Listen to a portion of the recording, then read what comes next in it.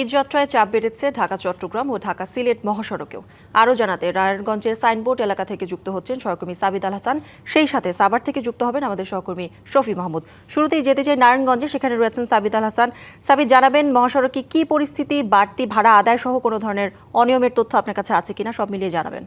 করছি ঢাকা চট্টগ্রাম ও ঢাকা সিলেট মহাসড়কের সাইনবোর্ড এলাকায়, এবং আজ সকাল থেকে আমরা এখানে ছিলাম। ঢাকা চট্টগ্রাম ঢাকা সিলেট মহাসড়কের, বিশেষ করে সিলেট মহাসড়কের যানজটের সংখ্যা থাকলেও গতকাল থেকে এখন পর্যন্ত কোনো যানজট দেখা যায়নি। তবে ঢাকা চট্টগ্রাম থেকে ঢাকা সিলেট মহাসড়কের প্রবেশ মুখে কিছুটা ধীরগতি রয়েছে। আমি যদি দেখাতে চাই যে ঢাকা চট্টগ্রাম মহাসড়কের যে সাইনবোর্ড এলাকা, এখানে কিন্তু বাসের আধিক্য রয়েছে এবং বিভিন্ন দূরপাল্লার বাসগুলো এখানে এসে অপেক্ষা করছে যাত্রীদের জন্য। তবে যাত্রীদের কিন্তু তেমন কোনো চাপ দেখা যায়নি। বাসের যে কর্মচারী ও স্টাফরা, কাউন্টার স্টাফরা যারা ছিলেন, তারা ভেবেছিলেন যে আজকে থেকে এখানে বেশ ভালো পরিমাণ যাত্রী তারা প্রত্যাশা করছিলেন যে দূরপাল্লার যে যাত্রীরা রয়েছে তারা সন্ধ্যার পরপরই বাস কাউন্টারে ভিড় করবেন, কিন্তু তেমন কোনো চাপই আসলে দেখা যায়নি।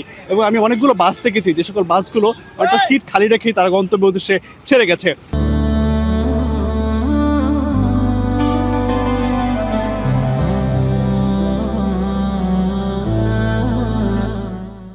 তবে বাড়তি ভাড়ার বিষয়ে এখানকার যা যাত্রীরা আছে তারা বলছেন যে 100 থেকে 200 টাকা বেশি বাড়তি ভাড়া চাওয়া হচ্ছে, এবং সেই বাড়তি ভাড়া দিয়েই তারা গন্তব্য উদ্দেশ্যে ছেড়ে যাচ্ছেন। এদিকে আজকে বিকেলে র্যাব 11 একটি অভিযানে বাড়তি ভাড়া আদায়ের জন্য 2টি কাউন্টারকে জরিমানা করা হয়েছে, এবং সেই জরিমানার পর থেকেই কিছুটা স্থিতিশীলতা ফিরে এসেছে, এবং অনেকেই বাড়তি ভাড়া চাওয়ার বিষয়টি সরাসরি স্বীকার করছেন না। যাত্রীরা বলছেন যে কিছুটা বার্গেনিং করে তারা গন্তব্যে যেতে পারছেন।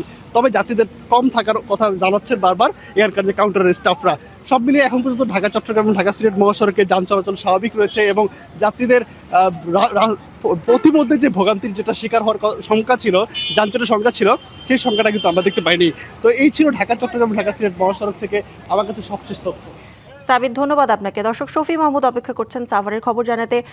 শফি, জানাবেন যে আজ থেকে তো টানা 7 দিনের ছুটি শুরু হলো, ঘরমুখ মানুষের চাপ কেমন দেখছেন মহাসড়কে, জানাবেন।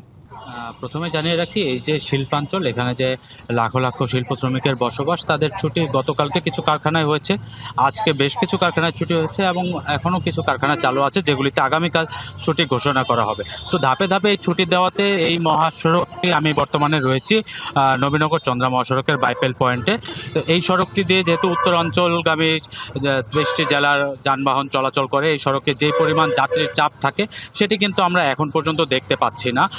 তবে সড়কে পর্যাপ্ত পরিমাণ যানবাহন রয়েছে, যাত্রীও রয়েছে, তবে যে পরিমাণ চাপ থাকার কথা বা যাত্রীদের ঢল নামার কথা সেটি কিন্তু এখনও লাগেনি।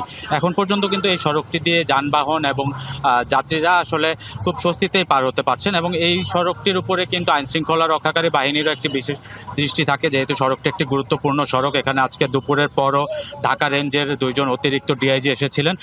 তাদের সাথে আমরা বিভিন্ন সমসাময়িক এই অঞ্চলের যে দুর্ভোগের চিত্র এবং ভোগান্তিগুলি যেসব চিত্র রয়েছে সেগুলো নিয়ে কথা বলেছিলাম। পুলিশ প্রশাসনের পক্ষ থেকে আমাদেরকে জানানো হয়েছে যে এই গুরুত্বপূর্ণ সড়কটি ঘিরে প্রতিনিয়ত তাদের বাড়তি নজরদারি রয়েছে। এখানে যে ধরনের চাঁদাবাজি, চুরি, ছিনতাই যেসব অভিযোগ রয়েছে সেগুলি যেন পুরোপুরি নির্মূল করা যায়, কোনো যাত্রী যেন ভোগান্তির শিকার না হন, সেই দিকটি বিশেষ দৃষ্টিতে রেখে এখানে বিভিন্ন ধরনের গোয়েন্দা সংস্থার লোকজনও কাজ করছেন।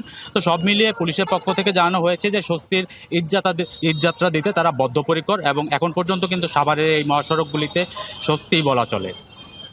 শফি, ধন্যবাদ আপনাকে।